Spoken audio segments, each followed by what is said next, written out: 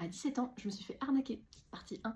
Et oui, c'est une longue histoire, d'où le fait qu'on fera ça en 2 parties. Donc je t'explique, oublie pas, tu t'abonnes, tu likes, comme ça tu manqueras pas justement la deuxième partie. Bon, à l'époque, j'ai environ 17 ans.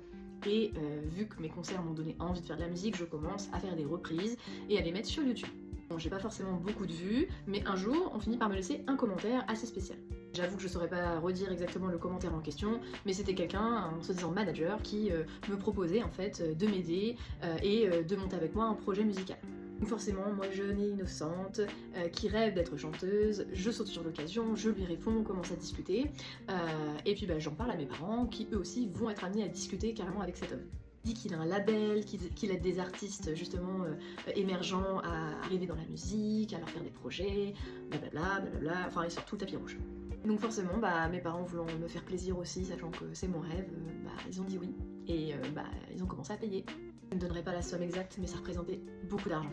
Au début, ça se passait plutôt bien, ils me parlaient de reprise, donc j'ai choisi une première chanson, on est parti en studio près de Rouen pour faire la reprise, puis une deuxième, puis une troisième, donc jusqu'ici tout va bien. C'est là d'ailleurs que j'ai connu Mickaël, qui aujourd'hui travaille avec moi sur mes chansons actuelles. Donc finalement, il y a quand même du bon dans cette histoire. Et justement, le fameux Mickaël m'avait dit « Je le sens pas trop, le gars là qui travaille avec toi, il est louche ».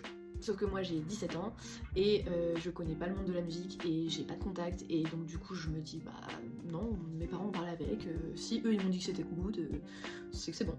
Donc une fois que les reprises sont faites, il me parle d'un clip et me dit ouais, sur l'une des reprises il faudrait qu'on fasse un clip, etc. Donc mes parents payent pour le clip et m'envoient carrément à Clermont-Ferrand, comme s'il n'y avait pas du tout de vidéaste près de chez moi. Ils m'envoient à 5 heures de route, donc ma mère, trop gentille, m'emmène jusqu'à Clermont-Ferrand pour faire un clip en pleine ville, sans maquilleuse, limite sans coiffeur, rien, enfin juste chanter en pleine ville, comme ça, et pour un résultat qui est clairement pas top quoi. En tout cas, quand on compare le clip que moi j'ai fait avec Vogue, là en septembre 2025, avec le petit budget que j'avais, ça n'a rien à voir.